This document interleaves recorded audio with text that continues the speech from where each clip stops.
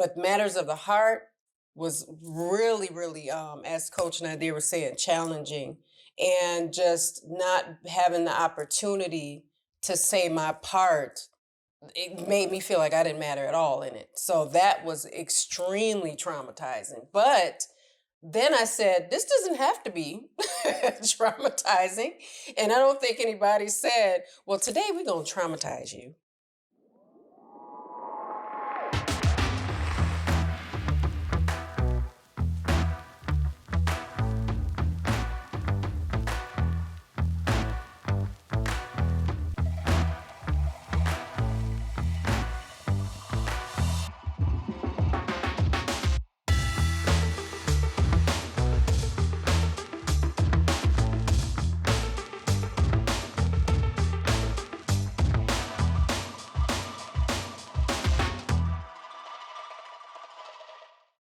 Assalamu alaikum, peace. I'm Coach Nazir.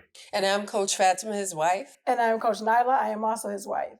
We are the founders of Outstanding Personal Relationships, as well as authors of the new book, Let's Talk Polygyny Uncensored.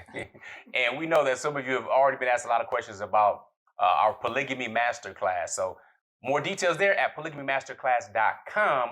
What we want to jump into today, though, is something called how it started and how it's going.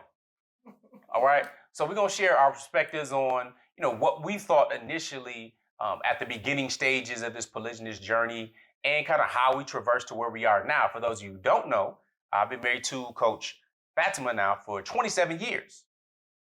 I know we don't look that old, right? We feel old. No, we got married young, 27 years. And been married to Coach Nyla now for 12 years. So been practicing polygyny for 12 years. With that being said, who wants to start?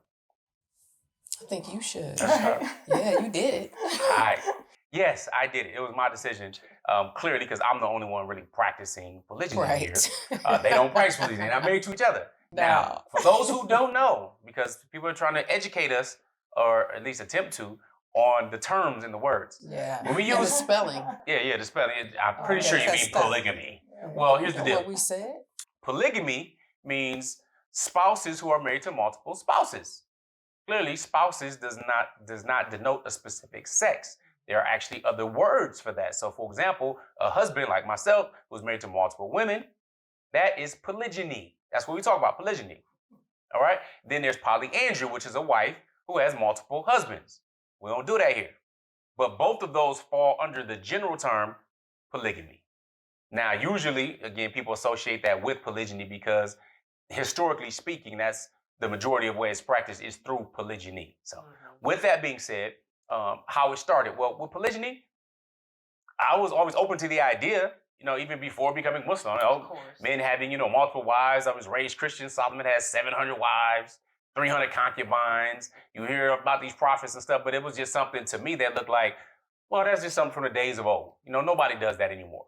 You know what I'm saying? I didn't know anybody prior to becoming Muslim that had multiple wives. Even when I initially become Muslim, I didn't know anybody that was married to multiple wives. They were, but we didn't know they were. Right, exactly. They were private about it and everything else.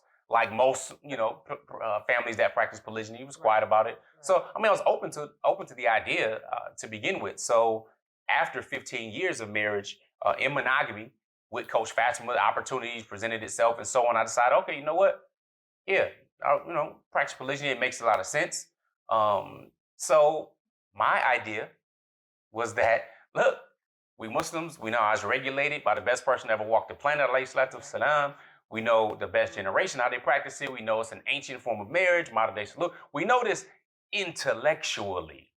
Okay, we know it intellectually, but we have to get past that to get to your gut or your nervous system, all right, and your emotional feelings and beings and heart. Exactly, right? So I wasn't prepared for that part. I was thinking what's called the logical, rational part, not really with the other emotional parts and things like that. So I'm like, well, okay, cool. It's polygyny and stuff like that. And, I want to be more of a man, grow a bigger family and so on and so forth. So, this will go over pretty well. It might be a little rough patches or something, but you know what?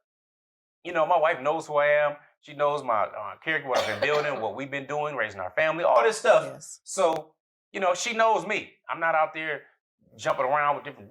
That's not me. That's not where I come from. I didn't come from that lifestyle after I'd accepted Islam. But prior to the savagery of what we grew up in and what was all around, yeah, we wanted something totally different than that. So she knew me, so I wrongfully just assumed that, you know what, she'll know. She'll make some ups and downs. We go back from being teenagers to being together. Like I said, we married young, we've known each other over 30 years and all that. So yeah, that was how it started for me. It was rough from that perspective. Then the other side was, okay, well, all right, well, I got Coach Nyla. Well, she wasn't Coach Nyla back then. I wasn't Coach Nazir either.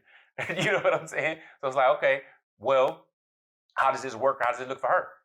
You know, we don't know anybody in our community and stuff that's practicing. We heard about people in different parts of the country, you know, different coasts, I'll say, that's doing some things. And a lot of it, the stories we heard were just like a lot of stories you probably heard too. Negative, nightmarish, crazy, just extreme things that were going on in polygyny. So we're like, all right, you know, I got to deal with the emotional part from both ends. I got to look at somebody's, all right, she's new, you know, she may be looked at a certain way. She was single and divorced and all this. Then being a single mom, from that perspective, then it's like, oh, this lowly woman trying to take you away and break the family. I could look at that. And then she's jealous and stuff and insecure about our 15 years we already got in the bag as being married and the children and the family we have there, right? So I got to look at it from both ways, and I was not adequately prepared for that.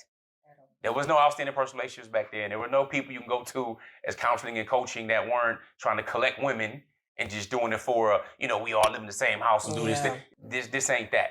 You know what I'm saying? We talking about family building. Complete business plan. So I had foresight on how I wanted it to look. You know what I'm saying? Kind of that, you know, how it's going part. But the how it started part was, very challenging and character building at that. So that's how it started, at least from my perspective. That was a really nice way to put it. Indeed. I wouldn't have said so much. For me, it was emotionally violent for me. I mean, although I didn't disagree with it, I didn't disagree with polygyny. I didn't disagree because I knew as a Muslim you can't pick and choose what you want. And then, yeah, I'll do this, but I don't like that over there. No, you don't necessarily want to be involved in that because you don't want to share time and you don't want to share your husband and you're used to what you're used to.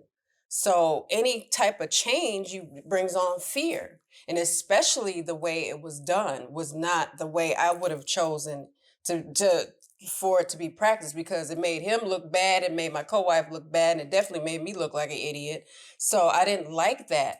What she means by how it was done was that I married first and then you told her later. Thank you.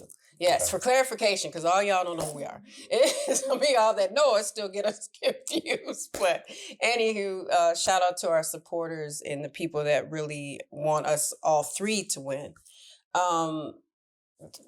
The society or the community that we were in was just absolutely not supportive. There were no resources. There was nobody outside of my really close group of friends that are Muslim to like help through it. And they didn't even have any prior experience with it, any knowledge other than academic knowledge. They was like, I know what the stats are in the United States for this, and I know what it is in our community. It's horrible, and nobody's supportive, and a lot of the leadership won't even marry you because they don't want to get their hands in it because it's messy and if the family gets mad. And so we didn't have people that were really standing firm in it to even help any of the three of us, but especially with me, I was just like searching and trying to find someone to talk to, and they just weren't there. So I was absolutely 100% not prepared for it at all. I just wasn't, outside of just, well, socially, this is probably a good idea. And Islamically, you know, he's allowed to have more than one wife. So it's like,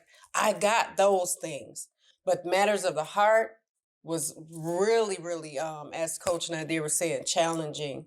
And just not having the opportunity to say my part, it made me feel like I didn't matter at all in it. So that was extremely traumatizing. But then I said, this doesn't have to be traumatizing. And I don't think anybody said, well, today we're going to traumatize you. And then we're going to keep traumatizing you. So it's nice to find out that the people that love you or that even say they love you, you find out that that wasn't their intention.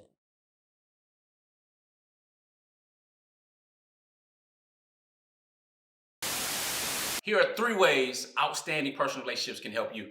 Make sure you guys are following us on our social medias at Outstanding Personal Relationships on YouTube and Facebook, and on IG at Outstanding Relationships, and also Clubhouse under our names. And make sure you go to outstandingpersonalrelationships.com and sign up for our email list. And there you will get updates on our new book, Let's Talk Polygyny Uncensored. Absolutely. And last but not least, when it comes to coaching or counseling, if you want to work with us one-on-one or in group settings, make sure you're on that website and reach out to us, because we do have very limited spots and we usually have a wait list. So with that being said, GLC. Make sure you are growing intentionally, loving fearlessly, and connecting on a higher level every single day. Assalamu alaikum. Peace. Peace.